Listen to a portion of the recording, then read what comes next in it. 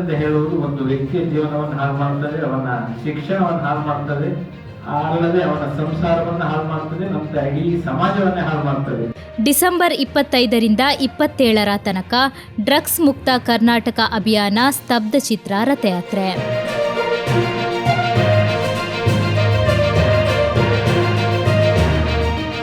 Drugs ಮುಕ್ತ ಕರ್ನಾಟಕ ಅಭಿಯಾನ ಸಮಿತಿ ರಾಜ್ಯಾದ್ಯಂತ ಯುವ ಸಮುದಾಯದ ಭವಿಷ್ಯ, ಆರೋಗ್ಯ ಮತ್ತು ಸಾಮರ್ಥ್ಯವನ್ನು ಬಲಪಡಿಸುವ ಗಂಭೀರ ಜವಾಬ್ದಾರಿಯೊಂದಿಗೆ ವಿನಾಶಕಾರಿ ಡ್ರಗ್ಸ್ ವಿರುದ್ಧ ಜಾಗೃತಿ ಮೂಡಿಸುವ ಮಹತ್ವಾಕಾಂಕ್ಷಿ ಪ್ರಯತ್ನದೊಂದಿಗೆ ಡ್ರಗ್ಸ್ ಮುಕ್ತ ಕರ್ನಾಟಕ ಅಭಿಯಾನ ಸ್ತಬ್ಧ ಚಿತ್ರ ರಥಯಾತ್ರೆಯು ರಾಜ್ಯಾದ್ಯಂತ ಸಂಚರಿಸಲಿದ್ದು, ಡಿಸೆಂಬರ್ 25 ಬೆಳಗ್ಗೆ 9 ಗಂಟೆಗೆ ಮಂಗಳೂರಿಗೆ ಸ್ತಬ್ಧ ಚಿತ್ರ ಹೊತ್ತ ರಥವು ಬರಲಿದೆ ಎಂದು ಕಾರ್ಯಕ್ರಮದ ಸಂಚಾಲಕರು, ಭಾರತೀಯ ರೆಡ್ ಕ್ರಾಸ್ ಸಂಸ್ಥೆ ದಕ್ಷಿಣ ಕನ್ನಡ ಶಾಖೆ ಇದರ ಸಭಾಪತಿಗಳಾದ CA ಶಾಂತಾರಾಮ್ ಶೆಟ್ಟಿ ತಿಳಿಸಿದರು.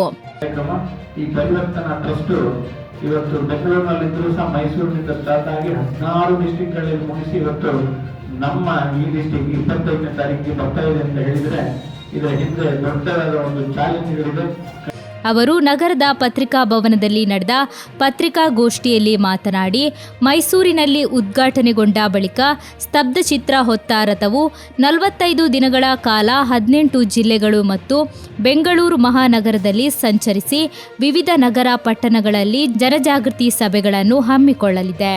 ಮಂಗಳೂರಿನಲ್ಲಿ 25, 26 ಮತ್ತು 27 ಡಿಸೆಂಬರ್ರಂದು ನಗರದ ಆಯ್ದ 4 ಕೇಂದ್ರಗಳು ಸೇರಿದಂತೆ ಶಾಲಾ ಕಾಲೇಜುಗಳಲ್ಲಿ ಜಾಗೃತಿ ಕಾರ್ಯಕ್ರಮಗಳು ನಡೆಯಲಿದೆ.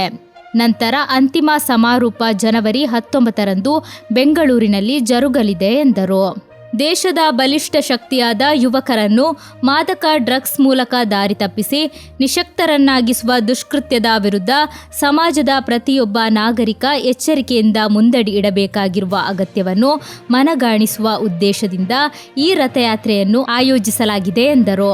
ಪತ್ರಿಕಾಗೋಷ್ಠಿಯಲ್ಲಿ ಸ್ವಸ್ತಿಕ್ ನ್ಯಾಷನಲ್ ಬಿಸಿನೆಸ್ ಸ್ಕೂಲ್ ಅಧ್ಯಕ್ಷರಾದ ಡಾಕ್ಟರ್ ರಾಘವೇಂದ್ರ ಹೊಳ್ಳ, ಭಾರತೀಯ ರೆಡ್ ಕ್ರಾಸ್ ಸಂಸ್ಥೆ ಬೆಂಗಳೂರು ಇದರ ಕಾರ್ಯಕಾರಿ ಸಮಿತಿಯ ಸದಸ್ಯರಾದ ಡಾಕ್ಟರ್ ಮುರಳಿ ಮೋಹನ್ ಚುಂತರ್, ಶಕ್ತಿ ಎಜುಕೇಷನ್ ಟ್ರಸ್ಟ್ ಇದರ ಪ್ರಧಾನ ಸಲಹೆಗಾರರಾದ ರಮೇಶ್ ಕೆ ಮುಂತಾದವರು ಉಪಸ್ಥಿತರಿದ್ದರು.